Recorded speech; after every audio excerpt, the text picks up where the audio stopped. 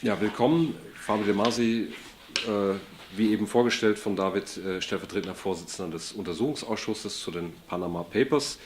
Und ich bin ein großer Freund Luxemburgs, deswegen bin ich permanent wieder hier. Ich meine das auch gar nicht ironisch. Ich bin kein großer Freund bestimmter Luxemburger Praktiken, aber die beschränken sich ja auch nicht nur auf Luxemburg. Also auch mein eigenes Land, Deutschland, ist angesprochen, wenn es zum Beispiel um Geldwäsche und Transparenz von Eigentümern von Briefkastenfirmen geht. Ich möchte Sie mit ein paar exklusiven Informationen versorgen und ich möchte hinzufügen, dass ich zwar in meiner persönlichen Eigenschaft spreche, aber alle weiteren Aktivitäten, die den Panama-Ausschuss betreffen, die ich jetzt hier verkünden werde, nach meinem Eindruck konsensual sind. Das heißt, getragen werden auch von dem Vorsitzenden der Konservativen. Und zwar geht es um folgenden Sachverhalt. Wir haben im Rahmen der Delegation nach Luxemburg folgende Personen um Erscheinen gebeten, um ein Gespräch gebeten. Dies betrifft einmal Guy Arendt, ein Geschäftsanwalt, der ca. 100 Mal in den Panama Papers erwähnt wird. Bis Dezember, das wissen Sie besser als ich, Dezember 2015 war er Abgeordneter der Liberalen Partei und ist seither Staatssekretär für Kultur. Er hat angegeben, nie eine Einladung erhalten zu haben. Das kann daran liegen, dass die an seiner Kanzlei oder wo auch immer erfolgt ist. Das werden wir auf jeden Fall diesmal besser machen und hoffen, ihn dann zu sehen. Er war als Geschäftsanwalt Teilhaber bzw. Mandatar verschiedener Offshore-Firmen, von denen eine in Panama auch noch aktiv war, als er Staatssekretär wurde. Und er hat angekündigt, er würde diese Firma auflösen. Wir wissen als Untersuchungsausschuss bisher nicht, ob dies geschehen ist. Und wir wissen auch nicht, ob diese Offshore-Gesellschaften möglicherweise in illegale Aktivitäten involviert waren. Und das wollen wir dringend natürlich aufklären. Darüber hinaus Albert Wildgen, Geschäftsanwalt, ca. 1000 Mal erwähnt in den Papers, also 10 Mal besser als Guy Arendt, ehemaliger Vermögensverwalter des Großherzogs. Und er hat angegeben, er habe Besseres zu tun, als vor dem Ausschuss zu erscheinen. Wir hoffen sehr, dass er diesmal nichts Besseres zu tun hat, weil es ein sehr geringes Verständnis dafür gibt, dass man eben mit einem Untersuchungsausschuss des Europäischen Parlaments, des einzigen direkt gewählten Parlaments der EU-Bürger und Bürger, nicht zusammenarbeitet. Darüber hinaus haben sich ja auch die Luxemburger Medien meines Wissens mit dem Fall Alain Steichen beschäftigt, Geschäftsanwalt, ca. 100 Mal erwähnt in den Panama Papers. Er vertritt Luxemburg in dem Fall Fiat, der eben anhängig ist, Fiat Finance and Trade, wo die EU-Kommission beihilferechtlich ermittelt.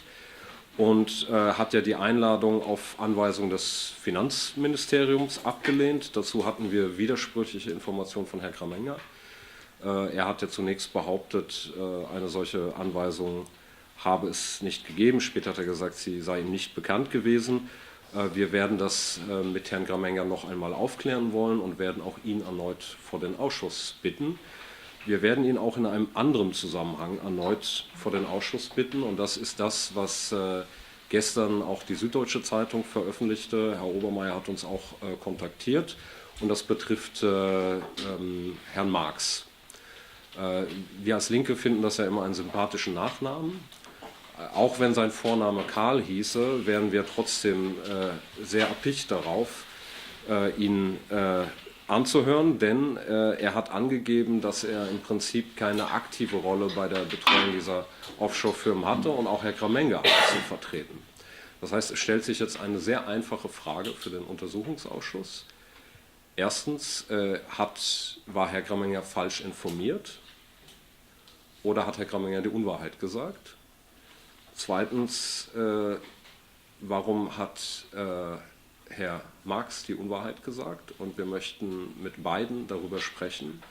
Und ich habe soeben, also auf dem Weg hier zur Pressekonferenz, offiziell beantragt, dass die beiden vor den Ausschuss nochmal zitiert werden auf dieser Grundlage. Wir hatten dies eigentlich schon besprochen am Montagabend unter den Verantwortlichen der Fraktion, nur auf Grundlage dieser E-Mail-Geschichte mit Herrn Steichen. Jetzt haben wir noch einmal viel härtere Beweggründe dafür. Deswegen gehe ich derzeit davon aus, dass dies auch mehrheitlich im Ausschuss so unterstützt wird. Und werden Sie eben erneut vor den Ausschuss bitten, genauso wie Herr Juncker übrigens, der auch zugesagt hat zu kommen, nur der Termin steht noch nicht fest. Das sind die ersten Informationen, und die zweite Information, die für Sie auch sehr interessant sein dürfte, ist, dass wir im Rahmen unseres Besuchs in Luxemburg folgende Personen angefragt hatten. Einen immer wieder, Marius Kohl, der leidet an einer seltsamen Krankheit, und schon allein aus medizinischem Interesse wollten wir ihn gerne einmal treffen. Und ich will auch sagen, also ich bin sehr hartnäckig, ich habe vollstes Verständnis für Erkrankungen jeder Art, aber ich bin immer noch gewillt, vielleicht hier mal mit Unterstützung von David oder so auch ein Zelt vor seiner Tür aufzuschlagen, aber erst wenn es wärmer wird in Luxemburg, damit wir es auch gemütlich haben. Wir haben darüber hinaus aber neben Herrn Kohl angefragt Jean-Claude Fauch. Er hat lange mit Herrn Kohl zusammengearbeitet, und Jean-Claude Limpach, also zweimal Jean-Claude.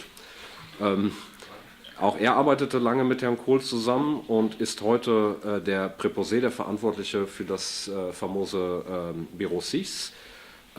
Beide wurden eingeladen, sind nicht erschienen. Wir haben sie bewusst eingeladen, und zwar auf Vorschlag unserer Kollegen von der Lenk hier aus dem Parlament. Ich habe damals diesen Vorschlag eingereicht, und er wurde auch mehrheitlich aufgegriffen, und das Partnersekretariat hat eine solche Einladung ausgereicht. Nach meiner Kenntnis gab es keine Antwort, zu keinem Zeitpunkt.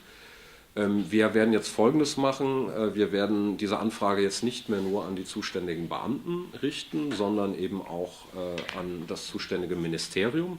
Denn es gibt ja Länder, in denen Beamte nicht einfach mit solchen Ausschüssen kooperieren dürfen, ohne vorige Legitimation durch das Ministerium. Wobei ich hinzufügen möchte, dass nach meiner Kenntnis, das kann aber David besser ausführen, es eben so ist, dass wenn ein solcher Beamter kontaktiert wird, er sich an sein Ministerium wenden muss. Und wir möchten zumindest auch in Erfahrung bringen, ob das in diesem konkreten Fall erfolgt ist. Letzte Bemerkung, die ich machen möchte. Ich bin natürlich auch hier wegen des vorliegenden Falls Deltour und Allais und Edouard Perel. Ist klar, sie wird geteilt von etlichen Abgeordneten des Europäischen Parlaments. Wir haben ja sogar einen Brief an den Luxemburger Justizminister von den Grünen gerichtet gehabt, um bei Kohl allein schon durch die Tatsache, dass er das Briefpapier des Luxemburger Staates quasi an PwC ausgereicht hat, strafrechtlich zu ermitteln.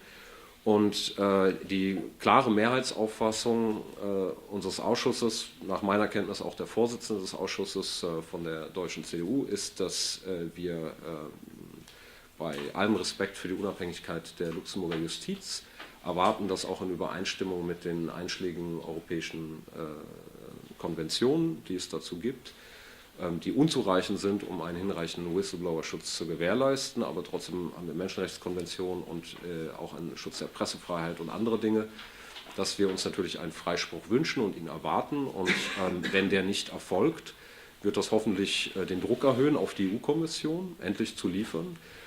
Präsident dieser EU-Kommission ist Jean-Claude Juncker, und Jean-Claude Juncker hat mir persönlich, als ich ihn auch mit dem sogenannten Krecké-Report konfrontierte, auf die Frage danach, wie er es findet, dass der mutige junge Mann Antoine Deltour sich hier vor Gericht verantworten muss, gesagt, man müsse dringend etwas tun auf europäischer Ebene zum Schutz von Whistleblowern.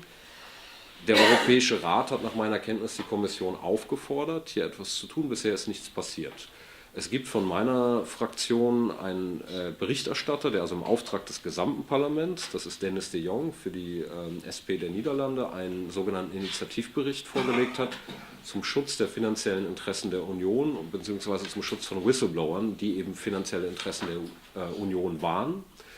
Und in diesem Sinne ist die Kommission aufgefordert, hier etwas zu tun.